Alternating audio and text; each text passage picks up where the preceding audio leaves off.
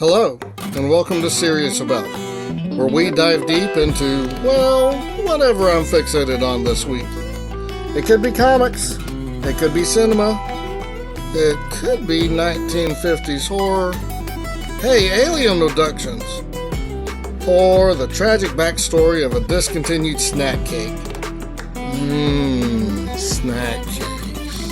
Well, if it's weird, wonderful, or wildly underappreciated, I'm serious about it. I'm your host, Doc Serious, mad scientist, mercenary marketing manager, and author of Random Habits, because the universe doesn't care about your plans anyway. And today we're serious about Peter David's greatest creations, number 11, Random. Ah, yes. You thought the malicious, magnificently manic Doc Serious had abandoned you in my quest to find the perfect monocle polishing monkey butler. But nay, I return. Last time we dove into Peter David's 12 greatest creations and gawked at Sin Eater, a villain who, by traditional Spider-Man rules, should have been bitten by a radioactive shotgun and become Buckshot Boy. Instead, thanks to Peter David's deft writing, we got a psychological, true crime-flavored menace that made you clutch your pearls. And now, drumroll please. Drumroll please. Drumroll. Presenting the 11th greatest Peter David creation, Marshall Stone III, aka Random. Yes, Random. No, I'm not making that up. Yes, that's really his name. Yes, it's let's move on before my brain seizure.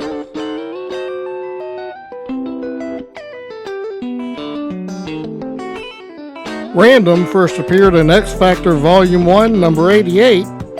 He was hired to deal with some Genoshan mutant refugees who sought asylum in the U.S. but were told to scram. Hey, topical! Since X Factor was busy fighting, here it is. Oh, singing the Executioner's song for karaoke night or something? Anyway, Random was called in to deliver a much more forceful message. His delivery method, a shifting protoplasmic body, powers that counter others randomly, get it? And the piece de resistance, an arm cannon firing protoplasmic bullets, because nothing says 90s quite like transforming your bicep into a bazooka.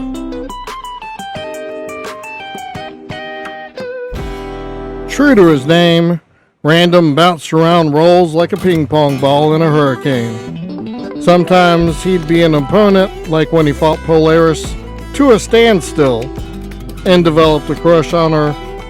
Other times he's an ally, helping Quicksilver investigate the Acolytes. He shuffled between the likes of X Factor, X-Men on Mars, Acolytes, the Brotherhood of Mutants, and even Genosha's army. He's like that guy who keeps showing up at your barbecue, but nobody remembers inviting him.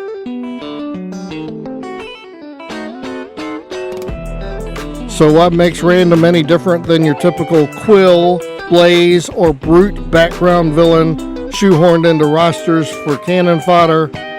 Oh, there's a twist. A twist that would make M. Night Shyamalan weep salty tears into his fancy latte. Random isn't really the big, grunting action figure he appears to be. That hulking body, just a protoplasmic disguise. Beneath it all, he's a scared kid. Manipulated by Dark Beast, because why not? And exploited by government goons. Looking at you, Val Cooper. Random was a youth pushed into mercenary work by a system that chews up vulnerable mutants and spits them out like last week's kale salad. His story, knowingly or accidentally, becomes a poignant metaphor for young people trying to survive in a toxic, morally murky world while hiding behind a macho facade. And let's talk about that facade. Random's body was modeled after all of that hyper-masculine nonsense of the 90s. Cartoonish muscles, Masters of the Universe proportions, and the kind of manliness that would make Andrew Tate nod solemnly before selling you protein powder laced with despair.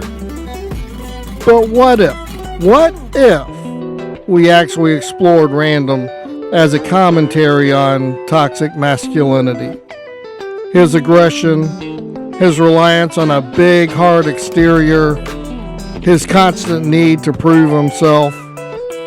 There's even a fascinating story beat in X Factor number 112 where he's shown with an adult figure, Vera, who he reabsorbs into his body, suggesting he can create semi-sentient life out of his protoplasm and manipulate that protoplasm far beyond what we've seen. Body horror meets body dysmorphia in the social media age? Yes, please. Random has been shuffled in the background of mutant events far too often. His powers are underexplored. His family remains a mystery. His potential, narratively and literally, is huge. He's a follower, yes, but one who deserves a deeper dive into the dangers of searching for self-worth in all the wrong places. Or maybe Marvel could lean into his randomness with a team-up series. Marvel Random Adventures or Marvel Random Team-Up.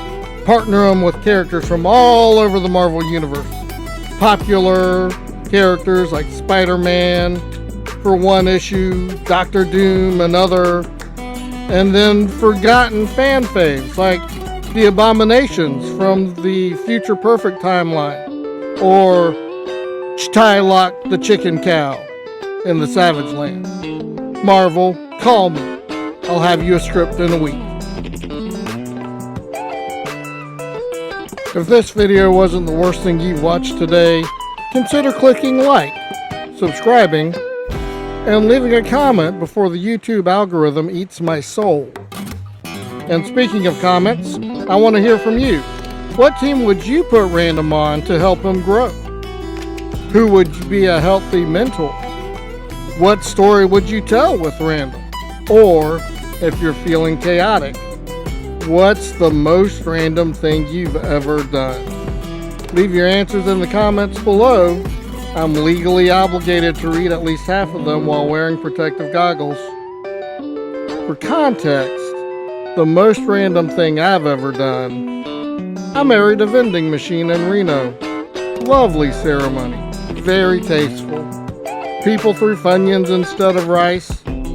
We're still on speaking terms, though technically she has custody of the Skittles. Your move, Internet. I'm serious.